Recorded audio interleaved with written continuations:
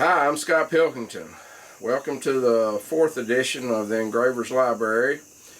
We're going to be talking about some how-to engraving books, the more popular ones that are out there that are really the standards or the Bibles that people use for getting started in this wonderful art.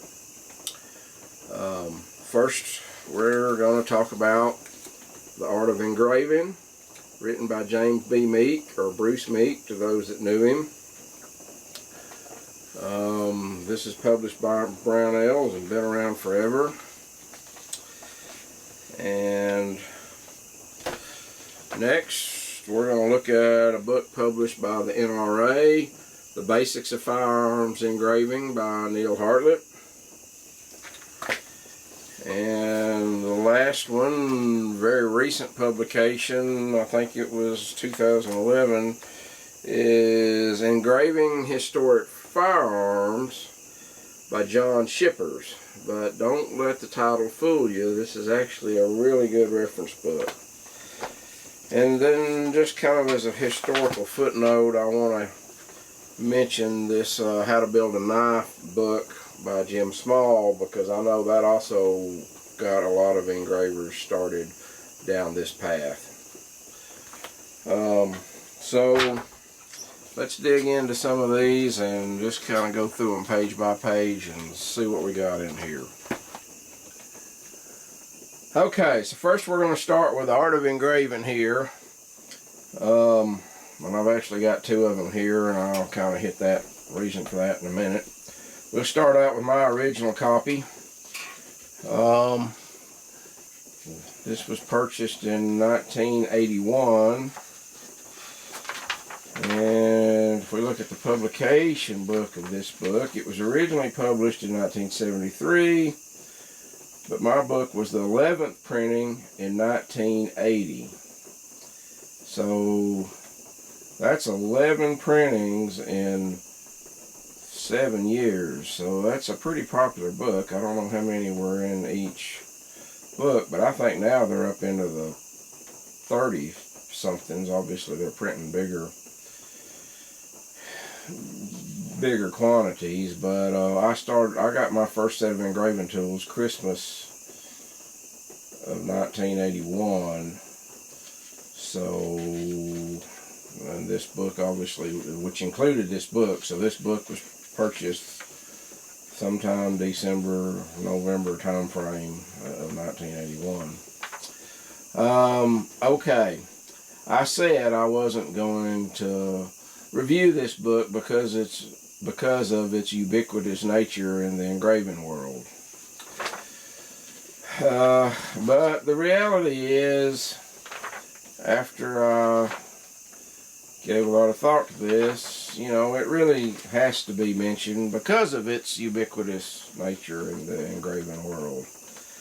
You know, there are a lot of cute, wonderful teaching illustrative things in here, like the little plan ahead, which you've probably seen that before along the way.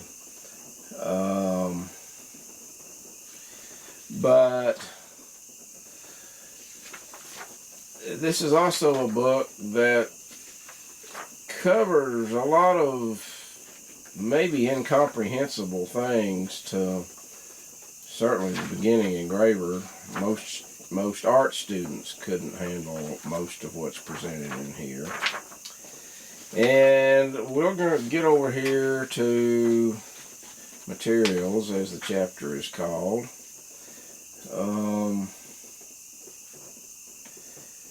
And just a curious footnote, this book is published by Brownells, which makes tools for gunsmiths and was the primary source of engraving tools in this country for many decades.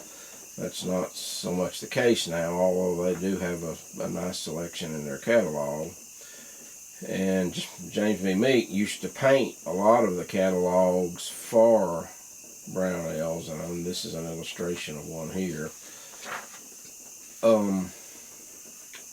Anyway, this materials chapter, where it talks about the different engravers or die sinklers, chisels, as some of those are, and we get some rough ideas on sharpening, hand sharpening, and I say rough.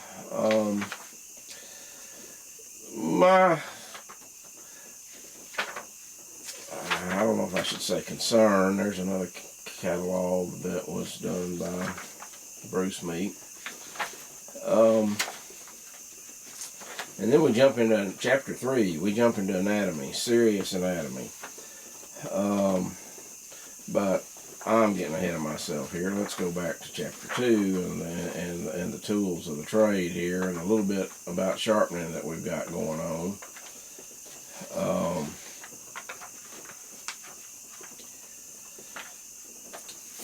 My experience with this book was it didn't make a lot of sense to me until I'd been engraving 2 or 3 years and went back and reread it or looking for advice or something, and I'm like, oh yeah, I understand that now. And I've heard that over and over and over again throughout my 30 years of engraving. Just about everybody I know started with this book, and everybody's got the same experience. It didn't make any sense until after they'd been doing it for a while, and then stuff would jump out at them, and they're like, oh, I understand what he was trying to say. So, anyway, it is a great resource. It is something I think a full-time engraver should have and read.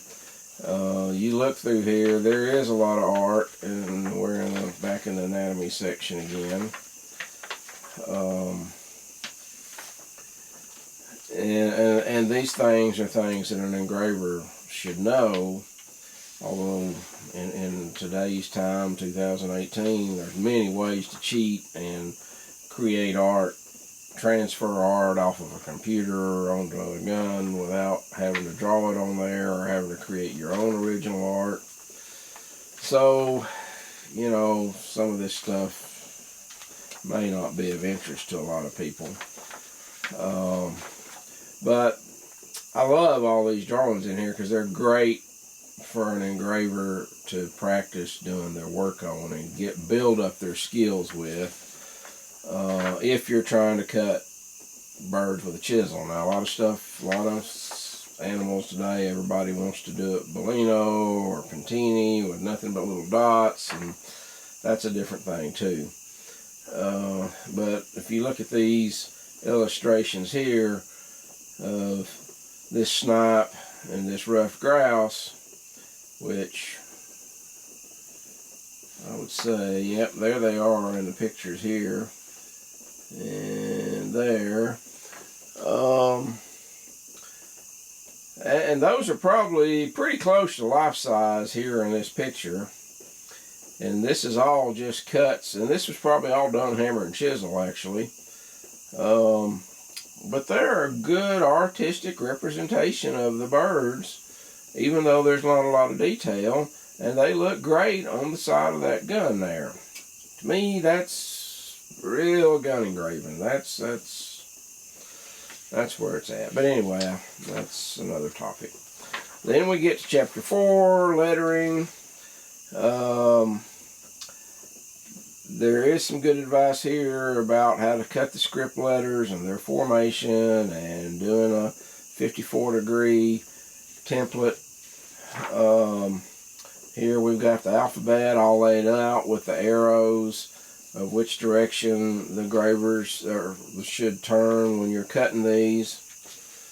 And we're going to talk about flats and blocks and round engravers. Old English, wiggle tool work, a little bit on monogram, but it sends you to some of the standard reference materials to get to more information on those areas. Now, here we talk a little bit about how to use a Crocker sharpener, which was the only thing available at the time. There's many different kind of sharpening systems on the market today that are much more advanced than that. As I say, this was my book, and it did get used hard. A Obviously I put some clear tape over there so I could lay some other tape on there without ripping it up, and I was probably copying the animal or the oak leaves or something to practice cutting with one time. The camera, another tool. This is a very interesting historical perspective about doing layouts that nobody's going to use anymore because we can all do it with the push of a button on a computer, so that's kind of wasted. And here we get to the first real lessons in here, but even though we've got the drawings and the illustrations, it's just hard to grasp in a black and white text with the way this is done. That's just my assessment of it. It was as good as it was for many, many years. It was the only thing really on the market. And there's thousands of these books out there. I'm sure you can find multiple copies used on any of the different used book sites on the web. And I think you should have a copy of it in your library. You will definitely learn things. But if I could only buy one book in today's market, it would probably not be this one. Here we got some borders, but no real good descriptions or illustrations on how to do some of these borders. Then we get into advanced engraving and very fine or more fine work, precise sharpening methods, doing inlays,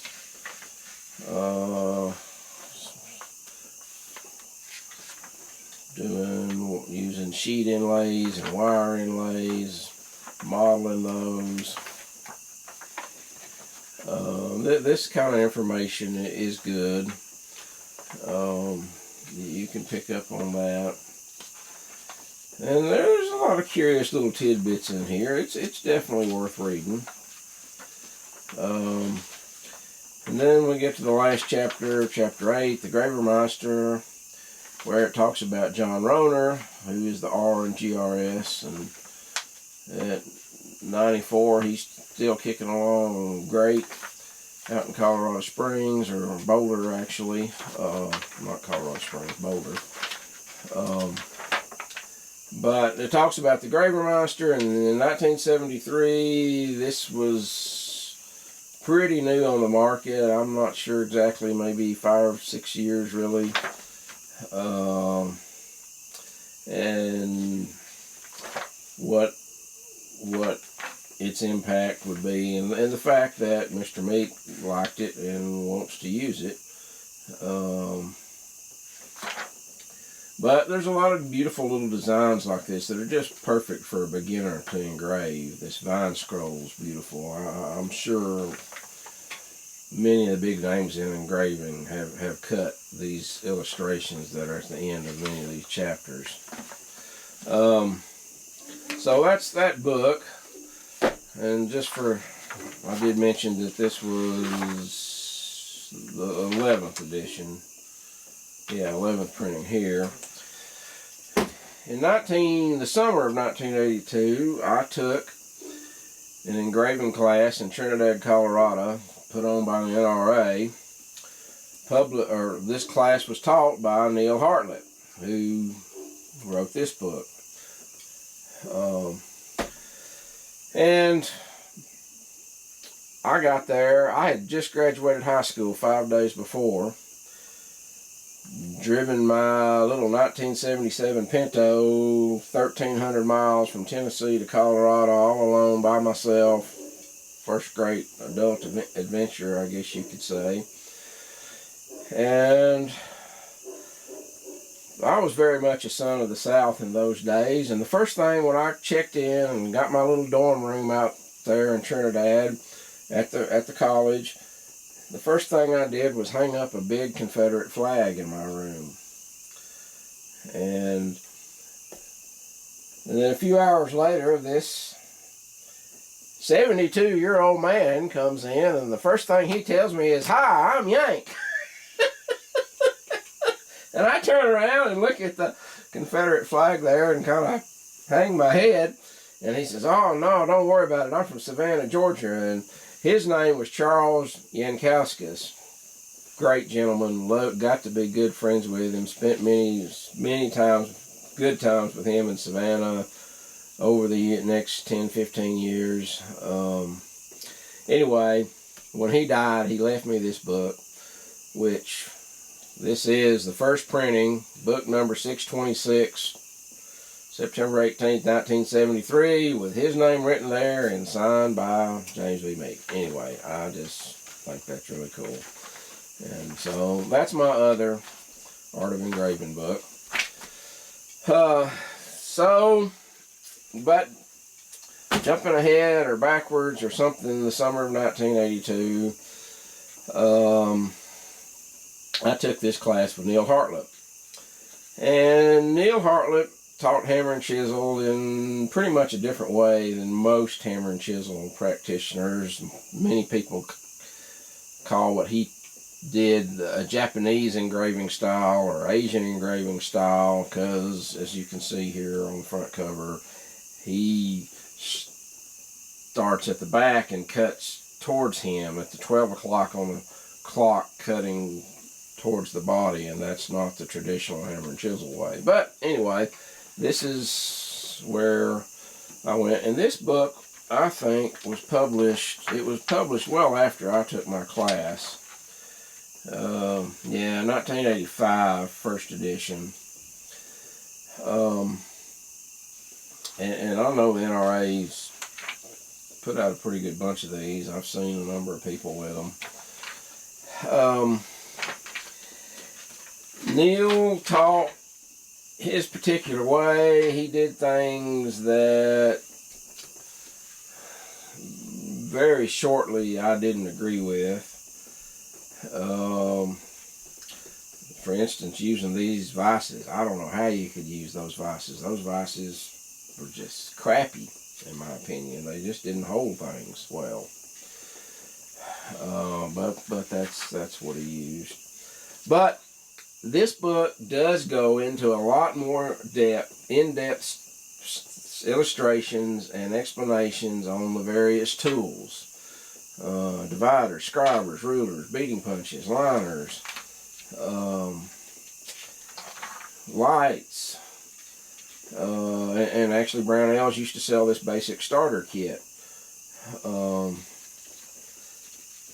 And then he gets into various vise methods, a stand-up vise, a sit-down wheel-mounted vise. These are all good ideas, lots of possibilities, used in various parts of the world.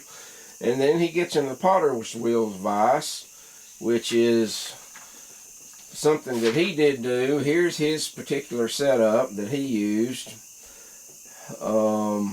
And I still use sort of a modified setup of this today. And actually, nowadays, many people have gone to the drill press. Let's see if I can get my little drill press set up right there, which is pretty much the similar setup to what Neil Hartliep used, other than you weren't using the feet to rotate the work. And actually, while I'm scanning around here, let's go over here. Don't look at my dirty floor. You can sort of see that.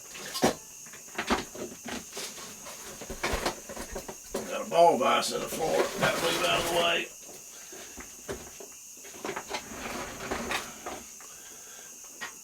And there is my, probably, that was like 5th generation of my adaptation from what Neil Hartliep had to that, as I progressed to using a microscope. And there should be a ball vise sitting there in that ring. And I guess you can see my other microscope sitting there. But anyway, I digress. Anyway, Neil was a big proponent of this potter's wheel type setup, and it's definitely covered in the book here. Let's make sure that's wide enough to cover everything. Anyway, good brain thoughts to help you get started thinking about what you want to do. He talks about the Crocker sharpener a little bit here, and then he goes into the original GRS style fixture that was called the DG3, that was pretty limited in its functions, but it was still light years ahead of the Crocker sharpener, in my opinion, for several reasons. Then he's talking about cutting heels on the engraver. Really, these are better illustrations than what's in the Meek's book, I have to say. Now, what the types of tools that he was using, these were called Waller engravers, had these carbide tips that screwed into the end. This here, I don't even think those are on the market anymore. I think they had a pretty short lifespan, actually, but I shouldn't say they don't exist, because they might. I don't know. I just hadn't seen a source for a new one in many years. But your basic cuts, bevel lines, straight lines, and then he starts talking about how to cut these various borders. Doing a wiggle tool engraver, liners. There's good information here, and then he gets into how to draw scrolls. And of course, I like this book because it's got the circular wire, folds out flat. It's an easy reference book. And again, more ways of using different tools. We're going to talk about transferring. Some of which are kind of antiquated too by today's computer standards, but they'll get you out of a jam sometimes if you need to. He gets into birds and animals, and well, let's just say Neil Hartliep's birds and animals weren't the best in the world. They were okay, but they weren't the best. But the basics of the book are here. The basics of the techniques are here. Here we're going to talk about doing some sculpted oak leaves using round engravers.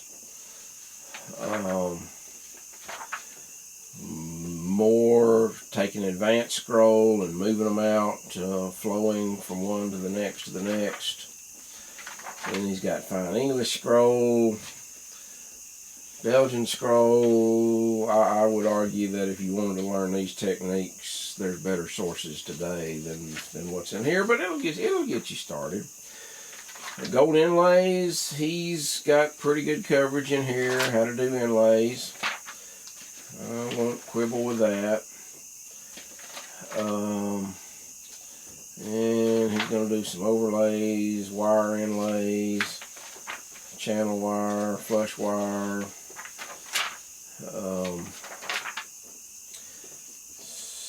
sawing out a piece of sheet gold to do a figure inlay, and that's pretty much it. Appendix 1, Appendix 2, filler figures, funny little animals. I did say funny little animals, which is not a bad description. They're kind of cartoonish, which most of his work kind of was.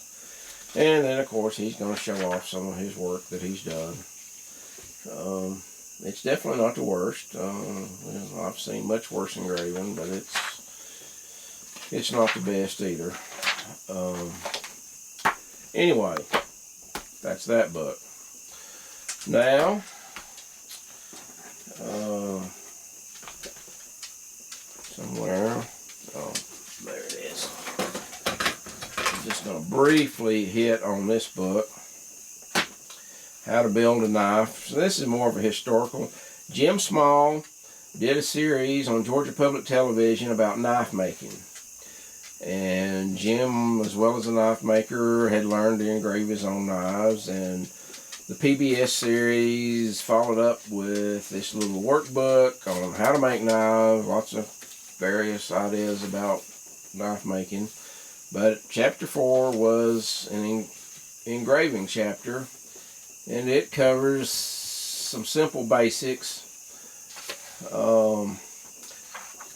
There's the various aspects of the engraver face, and how to sharpen an onglet, and here's some tool fixtures. And then in the back, it does have some scroll designs and patterns. And basically, I mentioned this because many knife makers got started with this book. And this was published in 1986. So I guess we're kind of keeping a chronological timeline here.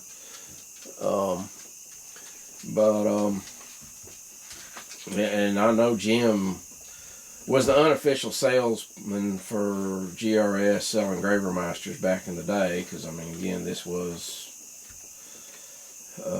back when Engraver Masters were the predominant thing. And like I said, I just mention it because it was something that did get a lot of knife makers started engraving. And last but not least, as they say, we come to this, and don't look at my tools underneath the workbench there. This is Engraving Historic Firearms by John Schippers. Actually, a nice little dedication from Tara Mitchell here. I guess she was at the engraving in 2014, and I mentioned she had these for sale, and I mentioned that I'd been meaning to buy one of those and hadn't, and she very kindly presented me one. We both used to teach out at GRS back in the day. Anyway, this book is my recommendation for, if you can only have one book on engraving or learning how to engrave, this is probably the book to have. It's very in-depth. Of course, you can look at the thickness, and you know, it's thicker almost than these other two put together, especially if you consider the thickness of the ends of the Meek's book. And of course, it does have the wire scroll center, so that makes it easy to flip and find your straight places on there, laying it out on a bench. But this book covers a lot of good how-to things. Everything from chisels to burins, sharpening just a plain square graver. Now, his focus is, as the title implies, historic firearms, or basically muzzle loaders. Anywhere, let's say pre-1900 guns. Pretty much black powder era. But I mean, he does cover things. There's the GRS sharpening fixture, and here he's got a poor man's sharpener made out of a old drill. So he's covering a lot of different ways, as well as using just the traditional hand graver setup to sharpen with. But he's got good measurements here. Talks about vision aids, and of course the optivisor and clip-ons, but something's missing here. No microscope. Okay, most engravers are going to be using a microscope these days. That's just a given. So I don't like that that's not mentioned, but that doesn't take away from the wonderful parts of the rest of the book. Here we've got some vise options and considerations, and holding your work, and even going so far as creating wood fixtures to hold many of the parts that are muzzle loaders. A lot of those are a lot more complicated than you get into an average gun engraving or knife engraving job, but still it's brain food to get you thinking about other ways to hold things as you go along. Let's see if we can bring this out just a hair more. So we're using all of the screen we can.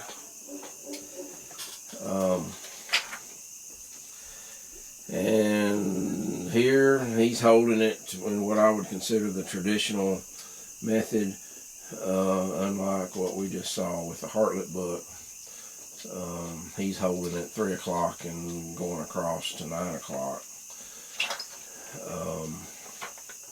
Some variation of that. Some engravers start more at like 4 or 5 o'clock and, you know, going up towards 10, 11 o'clock. But that's neither here nor there for right now.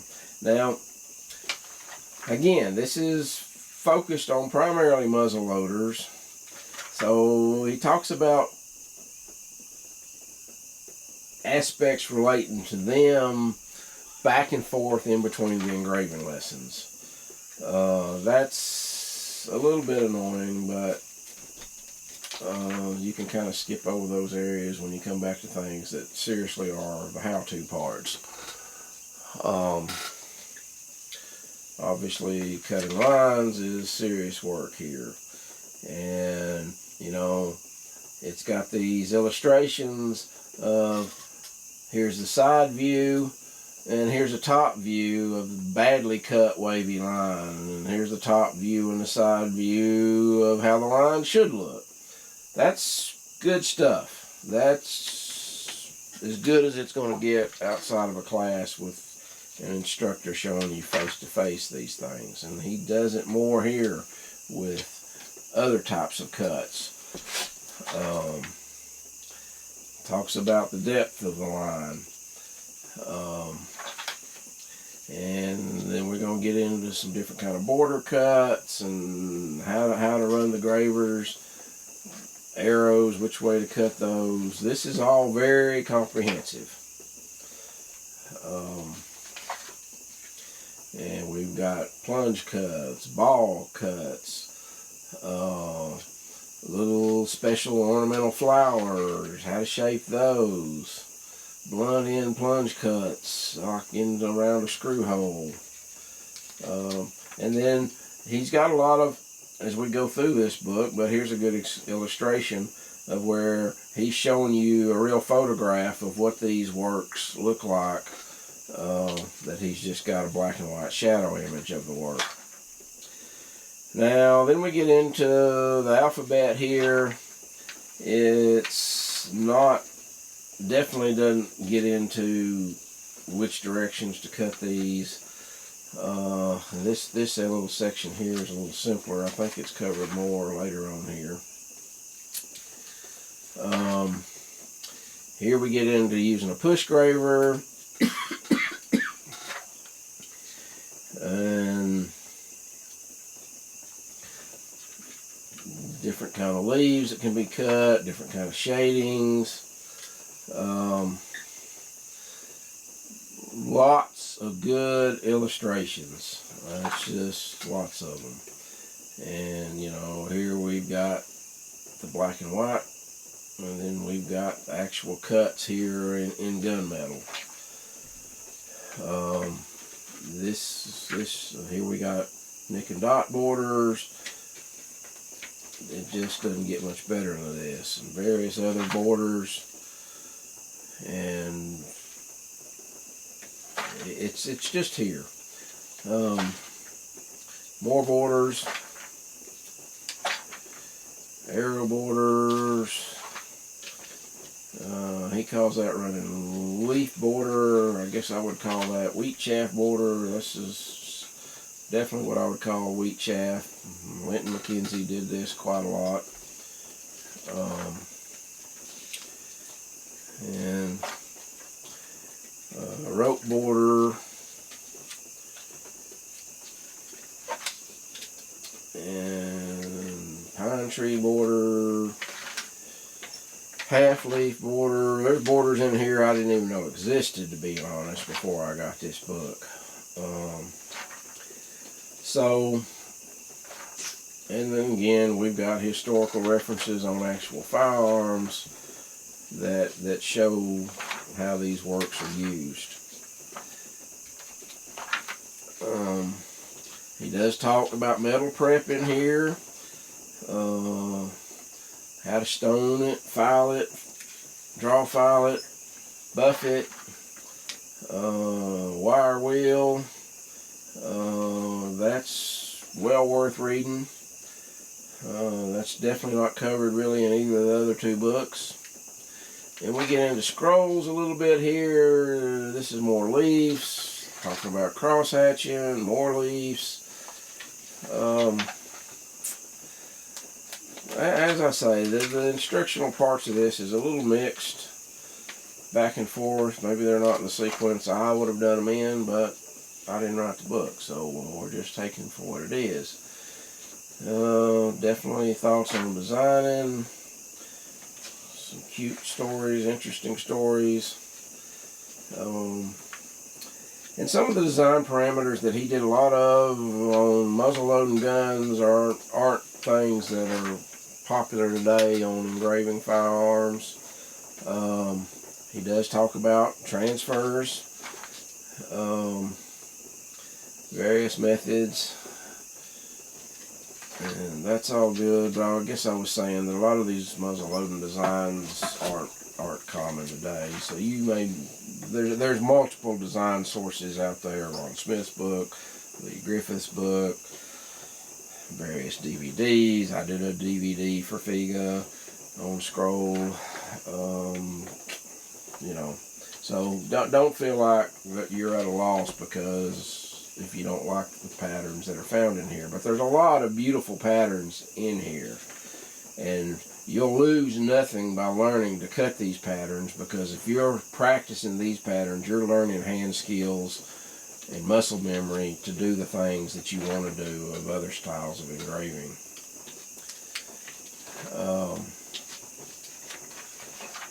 And I think this is some historical work here that he talks about a little bit more in depth, and the designs and the engravings on them. Again, the focus is on these older muzzleloader designs, which may not be your thing, but it's definitely worth a look through. And you can skip over a lot of these pages if you're not interested, and find the stuff that you are interested in. And he's got historical guns he's done, and he'll talk about why he did various things in here, or a problem he ran into that forced him to change his design. And of course, there's a lot of interesting things just to gun enthusiasts, because there's some things in here you don't normally see in terms of the mechanics and sights of these older guns. And this is a switch barrel, rotating lock, double rifle. Ron Smith, many of you know him from his How to Design Scroll books. He actually built one of these from hand to finish. If you'll see my video on YouTube of my interview with him, and it shows this gun.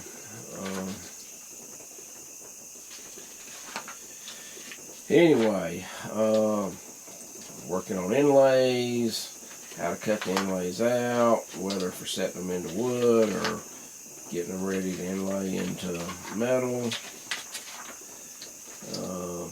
Here's more instructional coverage on doing the figures and cuts.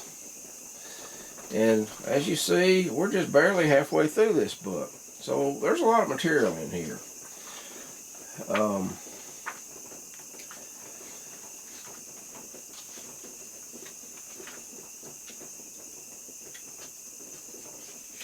And what we got right here,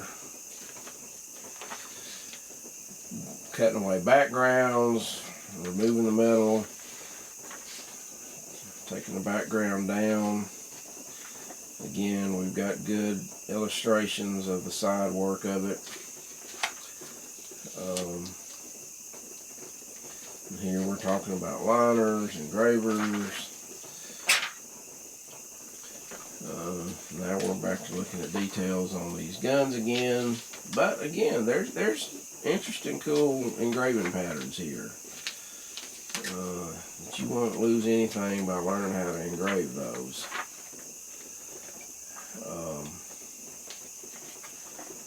Nice little game scene there.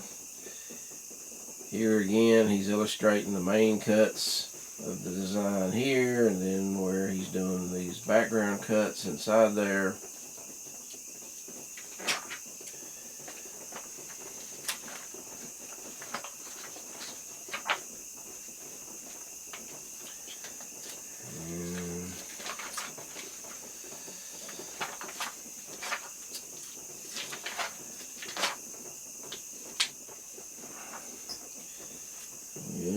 Jump on up into a little bit more modern guns, Remington rolling blocks here, and Winchester 86 lever actions.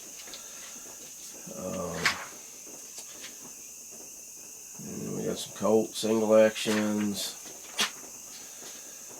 These all done by Schippers. Again, here we get to matting backgrounds, circle punches. And we've got the cutaway view, how to create these effects here. The side views.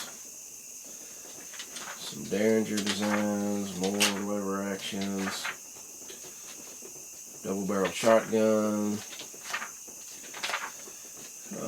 Just a very well-rounded book, even though the main focus of it is muzzle loaders. Here's more border samples. And we're about to jump into the modern engraving world. We've got the engraver, and then we got the graver mock, and we got the graver master. Different hand pieces for the master, or the mocks. For those of you who don't know, the Engraver Master used a vacuum. It was the original machine. It used a vacuum suction to pull the tool back and forth, whereas the Engraver Max and Mock today all use air pressure to push the tool forward. Then we get into Lindsay, his various engraver tools. My personal favorite, the palm control. And of course some of Steve's fabulous work there, various vices on the market, both Lindsay's and GRS's.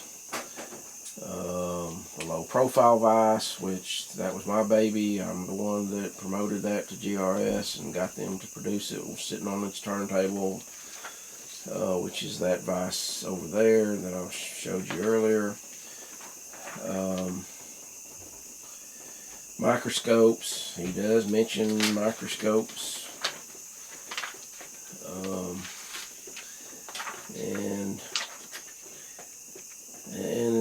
he's even sort of got a thing here about how the power engravers work, and some people have used that to try to create their own. Some have had success with it, others maybe haven't. That's up to you and your mechanical abilities. Anyway, a little more food for thought. Just some good, interesting read about the mindset of being an engraver, the learning a skill that's fairly complicated and applying your efforts into it. He's got some good advice there. More fabulous pictures to look at.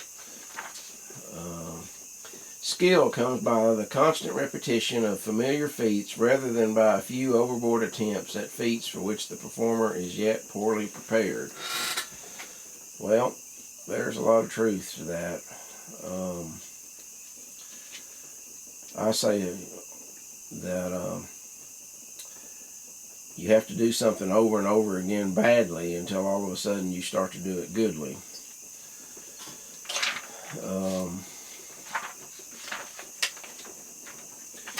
He mentions the Lindsay engraving forum. He doesn't mention the Engravers Cafe, which is kind of curious, but definitely there's forums, and now there's Facebook and everything else. There's lots of things on the internet, which obviously you're watching, because where else are you going to find YouTube? I don't think it's going to be on your black and white TV.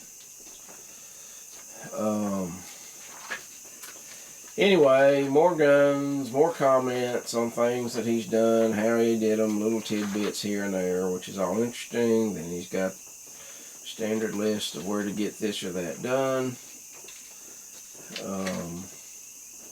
He even talks about some photography techniques, a little bit about a banjo he made, an inlaying pearl, and we've even got a reference here of some temperatures useful in metal processing, and of course we got notes.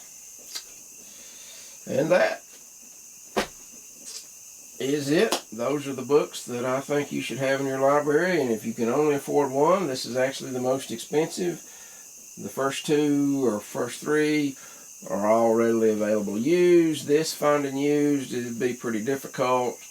I think these are in the $120, $140 range, new, but I think you see why I think it's your best bet for an overall textbook for getting started in engraving. That's a lot of page turning. Hope you've learned something, figured out what you want to spend your money on. Classes are certainly the best way to get started with engraving, but even with a class you'll want to have a book just to look at different methods or techniques, or help you jog your memory, things that you learned in a class.